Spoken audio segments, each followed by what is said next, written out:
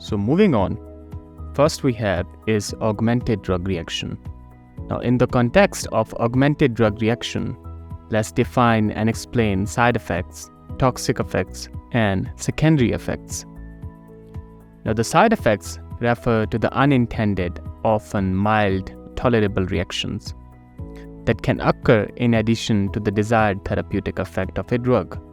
Now these effects are generally known and listed in the drug's package or prescribing information. Now the side effects can vary in severity and may differ from person to person. Some common examples you experience is drowsiness, nausea, dizziness, and dry mouth. Now all those side effects are typically manageable and temporary, but they can impact a patient's well-being and may require medical attention or a change in the dosage. Now the secondary effects or additional outcomes that can arise as a consequence of drug's primary effect or intended therapeutic action. Now these effects may be related to the drug's mechanism of action or may occur due to the drug's interaction with other biological processes in the body. Now, while secondary effects can be desirable in some situations, they can also be undesirable. Let's just take an example. A drug used to lower blood pressure may have a secondary effect of reducing heart rate. Now, this is a desirable action. But if the same drug leads to excessive lowering of the blood pressure resulting in dizziness or fainting, it would be considered as undesirable secondary effect. So you had known the two types of secondary effects, which is desirable secondary effect and undesirable secondary effect. Next is toxic effects. Now the toxic effects occur when a drug or its metabolites exert harmful or poisonous effects in the body, typically due to an excessive dose or impaired drug metabolism. Now these effects are more severe than side effects and can be life-threatening also. Now the toxic effects can manifest in various ways, such as organ damage, let's say hepatotoxicity affecting the liver, cardiotoxicity affecting the heart, or nephrotoxicity affecting the kidneys. Now the drugs that are therapeutic within certain dosage ranges can become toxic at higher concentrations. Monitoring drug levels and adjusting doses are crucial in preventing toxic effects. Next, we will move on towards bizarre drug reaction. Now, the bizarre drug reaction has two types: idiosyncratic reactions and allergic reactions. Now, the idiosyncratic reactions are unpredictable and unusual pharmacological responses to a substance or medication that are not related to the known pharmacological action. Now, these reactions are not immunologically mediated like allergic reactions, and idiosyncratic reactions can occur in a small percentage of the population and may have varying manifestations and severity. Now, idiosyncratic reactions can be challenging to diagnose and not generally well understood because they have no clear underlying mechanism going on. Now, they can manifest as unexpected side effects of medication or reactions to various environmental substances. For example, some people may experience an idiosyncratic reaction to a particular medication, resulting in liver damage or skin rashes. Now, due to their unpredictable nature, idiosyncratic reactions can be difficult to prevent or anticipate. Now, careful monitoring, reporting of symptoms, and consulting with healthcare professionals are crucial to manage and address such reactions effectively. Next we have is allergic reactions. Now, the allergic reactions occur when the immune system overreacts to normally, harmless substances called allergens. Now, this is based on immune system hyperactivity. Now, these allergens that may be the cause can be found in various substances such as pollen, dust mites, certain foods, medications, insect venom, and pet dander. Now, allergic reactions can range from mild to severe and can affect different parts of the body. Now, there are generally 4 types that are involved, which are type 1, type 2, type 3, and type 4 hypersensitivity reactions. Now, let's explore each of them in detail. First we have is type 1 hypersensitivity. Now, the type 1 hypersensitivity reaction is the most common type of allergenic reaction and is often referred to as an immediate hypersensitivity reaction, as I already discussed. Now, it occurs within minutes to hours after exposure to an allergen. Now, in this type of reaction, the immune system produces an antibody called immunoglobulin E, which binds to the mast cells and basophils in the body. Now, this is allergen plus IgE receptor. Now, when the allergen is encountered again, it binds to the IgE antibodies on the mast cells, triggering the release of chemical mediators, such as histamines. Now, histamine causes symptoms such as itching, redness, swelling, and constriction of airways. Now, examples of type 1 hypersensitivity reaction include allergic rhinitis, hay fever, asthma, hives, which is also called urticaria, and anaphylaxis, which is very important and very severe and potentially life-threatening allergenic reaction. Next we have is type 2 hypersensitivity reaction, which is also called cytotoxic hypersensitivity reaction.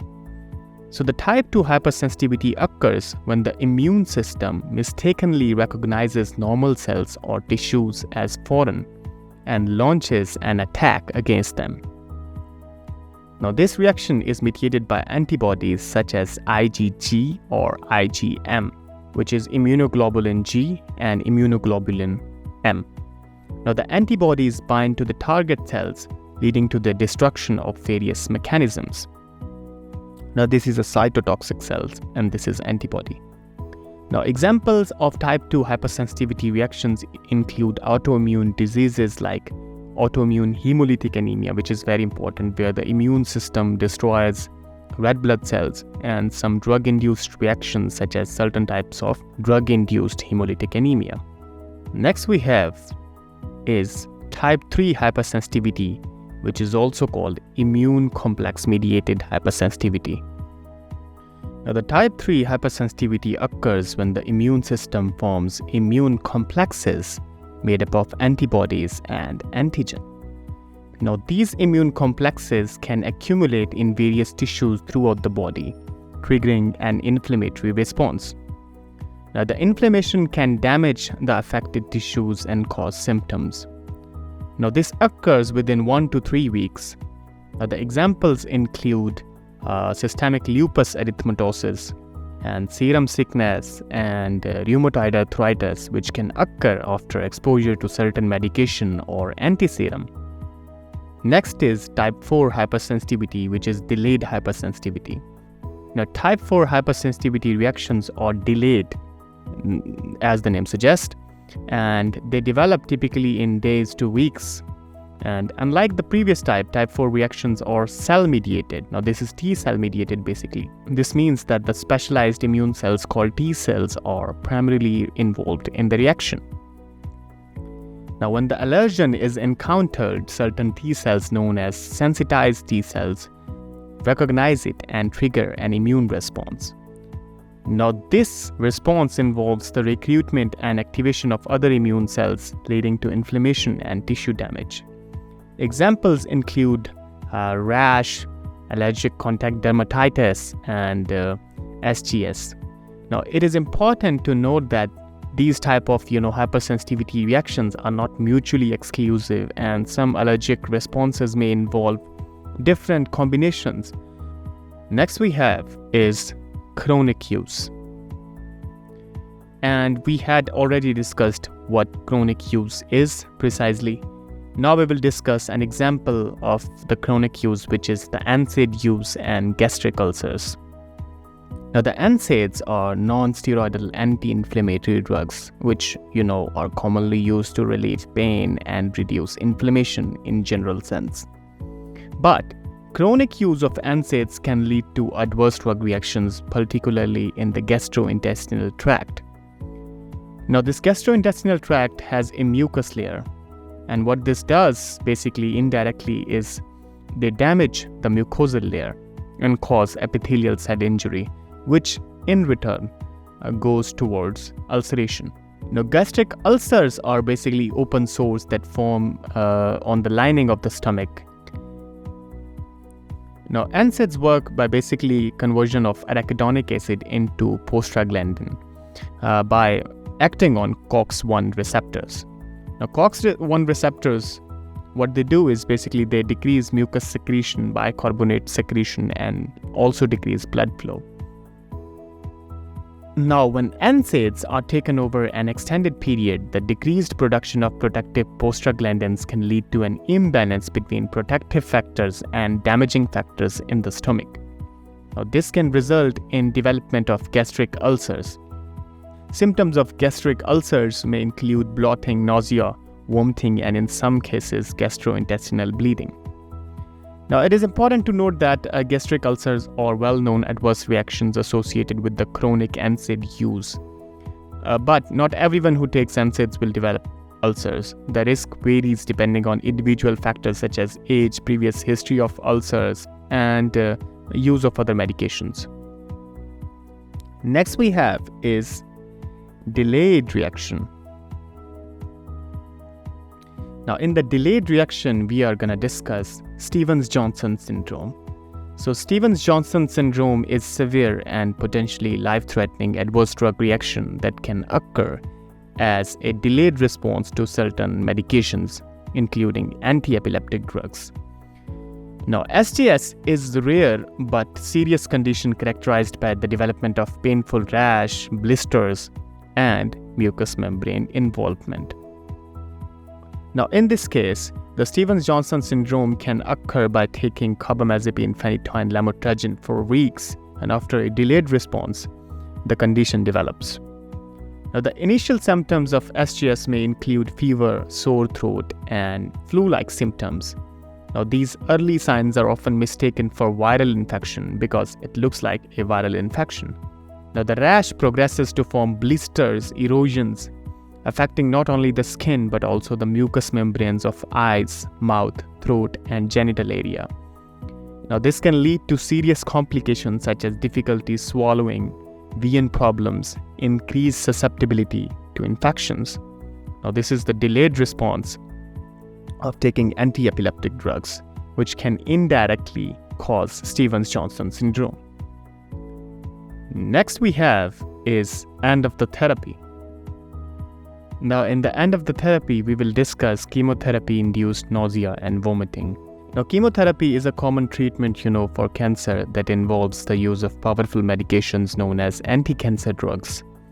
While chemotherapy can be effective in targeting cancer cells, it can also lead to various adverse drug reactions, including chemotherapy-induced nausea and vomiting. Now, CINV is a well-known end-of-treatment reaction that occurs when chemotherapy medications are discontinued. It can be termed as acute CINV and delayed CINV, which we will discuss. Now, the severity of CINV depends on the specific chemotherapy drugs used, individual patients' factors, and the overall treatment regimen. Now, the acute CINV typically occurs within the 24 hours after chemotherapy administration and is more commonly associated with highly hematogenic drugs. Now, these drugs stimulate the vomiting center in the brain, CTZ, triggering immediate symptoms of nausea and vomiting. Delayed CINV, on the other hand, typically occurs more than 24 hours after chemotherapy and can persist for several days. It is often associated with moderately hematogenic or, you can say low hematogenic chemotherapy regimens.